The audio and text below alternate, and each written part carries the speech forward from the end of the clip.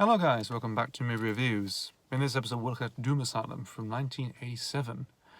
So, Doom Asylum, this is a horror double so I thought why not stick it in really. Rather than, there'll be recurrent stuff like this, I might probably do a horror double in the upcoming seasons as well, so, or maybe do a few, or maybe do half, just see how I go with that really, to be honest. Really, so, I probably won't do a devoted horror season like I did with Series 6 and Series 9, so this time around, so well, maybe not. Maybe, I don't know. Maybe plans will change, I don't know.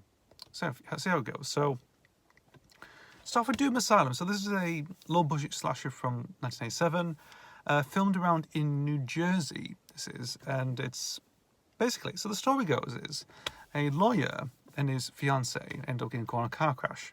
The lawyer survives, of course, as he's been taken to this morgue or something, and awakens, he's horribly deformed and everything else, horribly scarred for life and everything else. Kills the morgue attendants, of course, and has been hidden there for a lot of years, about maybe a decade or so. And these group of teenagers arrive just to, I think it's, well, the main, this thing's becoming a little bit strange sometimes. They all go past and they end up stopping on the roadside where the girl's mother, who's played with the same actress, believe it or not, actually sort of stands there reminisce really, just like go to the scene of your mum's death. It's like, okay. Boyfriend shows up, of course, and basically says, you can call me mom if you want, and she does realise, you can call me mom really, and it's like, it's a bit strange. It's a bit like, wait, what?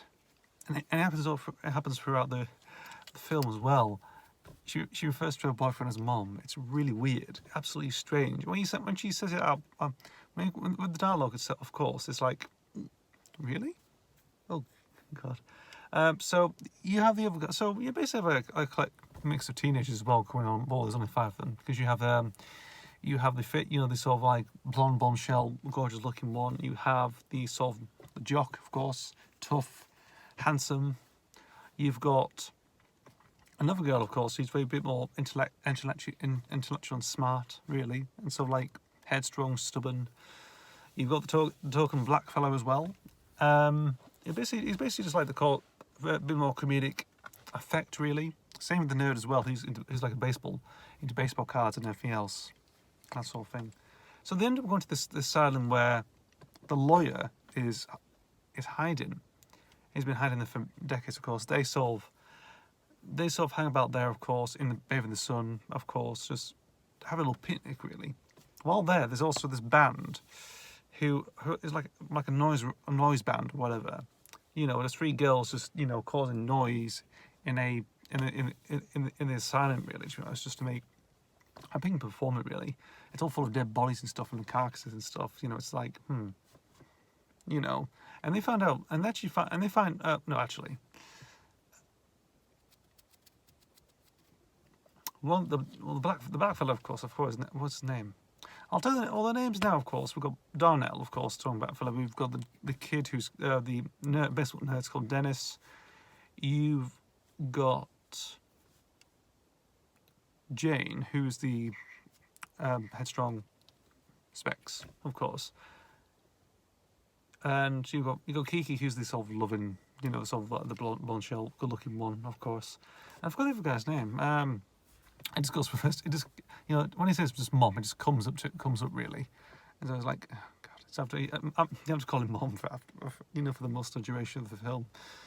Oh God. So they end up there. Darnell sort of goes into the asylum and sabotages the show, of course, for the band, and basically just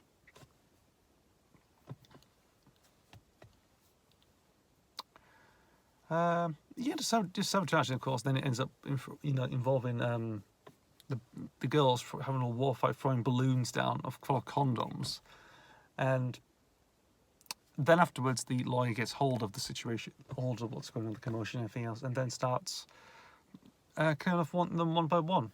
Of course, Dano goes first, then Dennis goes, then Jane's next. Some interesting shots as well, actually, because you got Darnell getting squeezed out with a, what do you call it, like a presser thing. Dennis gets caught, gets drilled in the face into his forehead. Jane gets this sort of like circular drill into the side of her mouth, which is pretty interesting. I mean, for like a low budget film, it's pretty interesting, really. And then of course you've got Mom, who's basically tortured to death, and he gets his toes clipped off with a hedge trimmer. Yes, and that's it. Really. And Kiki survives at the end, really. Who's the fiance, the lawyer's fiance's daughter, and she recognizes him as, like, she just calls her Judy. That's her mother's name. So she feels like, it's like she's alive or something like that, or he's just having a big crisis, really. The character itself is called Mitch, and if you look at Miss X, it's very like Leatherface, really. It's like a rip-off Leatherface type character. And yes, it's a pretty weird film, of course. Very sort of, it's short as well. It's a very short slasher film. This is about 17 minutes. To pad out the runtime, they actually the people who made it incorporated black and white footage of all films for some very strange, bizarre reason. I don't know why, but it sort of cuts back to Mitch sitting in his old little place, of course, watching TV, of course, to some certain degree. Maybe that's why he's watching. Maybe it's on his head. I don't know, really. It's just there. It can be a bit distracting, really, but anyhow.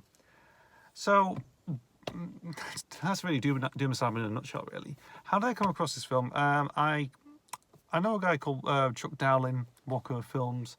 He did this on his 31 horror movies in 31 days, of course, which he obviously did as a recommendation for films.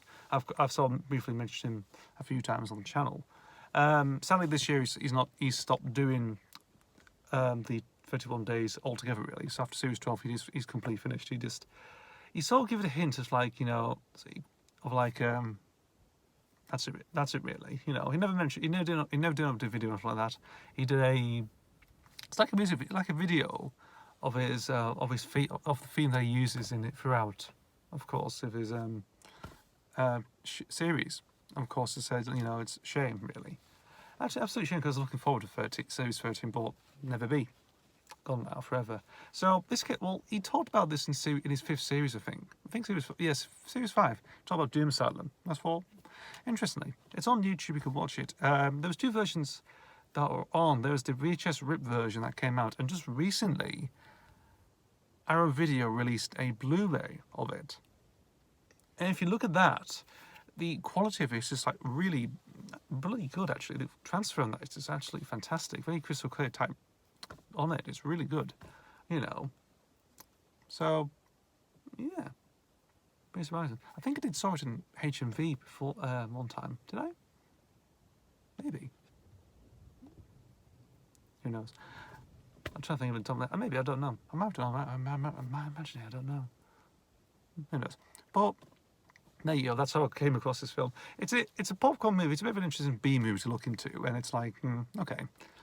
Nothing else to say about Doom Asylum. I was just here really to talk about, really. Moving on. And the second film we're going to talk about is Truth or Dare from 2018. So this is a recent horror film that I saw. It's what this is. So let's go through it. So it's like a psychological type thriller, really. Psychological thriller. Bit of spirits as well. So a group of friends go to Mexico for a holiday, like spring break type thing, of course. They got college students, whatever. And this guy invites them to this abandoned church out in the open, like in the middle of nowhere. And he says, "Can we play Truth or Dare?" And they basically just do all this, play Truth or Dare, of course. And something happens. I'm not too sure what it is. But then, when they get back, they have these weird visions, of course, of someone like a very twisted face, like a man with a very badly twisted face, like a mask type look, to a very stretched face, asking, saying Truth or Dare to these people, of course. Even people that love, it's like, it's playing with the mind, of course. It's like, and they basically say Truth or Dare, really. Some people do dare, some people do tell the truth, really. And that sort of affects the group, really, in many places, involving dares, which interestingly, you know, ends up with consequences. You know, they end up getting killed because of it. One guy ends up being dared to stand on a pool table, but ends up slipping on the ball and ends up breaking his neck. One other guy, I think he ends up shooting. No, he ends up being shot. He steals his well. One of the protagonist's fathers is a policeman, of course, and he ends up daring and ends up stealing his dad's handgun because he's dared to do it. And opens fire, and he holds it out actually, and obviously pulls on his dad. A police officer ends up shooting him at the end, really. Same goes to another girl, actually. A friend of theirs who was planning to drop down on on a roof, like go on a roof with a bottle of vodka, and if that, I won't finish until I finish this vodka or something like that. It's like, okay, and they save her, but they end up finding like someone who actually had recently played the game. So they end up going to this elevator and somewhere, and she ends up, and that girl ends up getting a bullet in her. And yeah, it's just like, there's also there's a weird love triangle as well going on between two girls and one man, of course. They say who do you love more and everything else. It's like, So yeah, that's really, it's all like that really. It's aimed for the teens, of course. The ending, of course, is like it's to do with a demon that's been around for decades, centuries, whatever. And you sort of think, oh God, it's another possession film, isn't it? Turns out, well, it's sort of different, really. Yeah, but in doing so, they can't stop it. It's not like, oh yeah, we save the day. Everything, this game's no longer more. We're no longer cursed. No, it carries on, and the video say they, and also at the end, someone brings out a video and says like, you should not play this game, of course. Then it sort of influences other people who actually watch the video. It's like, like it's being carried on to everyone else who has probably known about it. And that's really about it, really. So, with Truth or Dare. So this is done by a company called Blumhouse. Blumhouse, well, it's Blumhouse, really. Who have been doing a lot of independent horror films for many years. Most of them have been heavily successful. Stuff comes to mind. You have Happy Death Day, which is actually pretty good. That's like a play on Groundhog Day, but with a slasher tone to it. You've also got Halloween as well, the 2018 film. That is meant to be the sequel to the original 78 one, set 40 years later. They're also doing a sequel as well that's meant to come out this year. I think next year it's meant to come out because it's postponed. They did The Invisible Man as well, just recently, I think early this year actually as well, which has done pretty well as well. So Blumhouse are a very sort of like a very strong company, well-known company at the moment, of the high profile in terms of their catalogue of films as well. This come out and it didn't really do well really in terms of its reviews and stuff, but I sort of enjoyed it, got a kick out of it. I did buy it on DVD because I was interested, but I only saw it recently when it appeared on Netflix, so I thought I might give this a watch because I was interested in the film really because there's a channel I follow called Bloodbath and Beyond, and they reviewed the film really. I was sort of really interested at it really. It's like pretty interesting. It does feature a few people from who done successfully in television, like was it Tyler Posey, who was from the Teen Wolf TV show. That's all my sister used to watch. Believe it or not, you got Violet Bean, who appeared in The Flash, of course, but also appeared in another TV show that I remember seeing was called God Friended Me. Very much I saw introduced it from that film really, to be honest, and pretty interesting actress really, to be honest. She's a year older than me, so I know. You got what's that girl's name? Lucy Hale, that's it.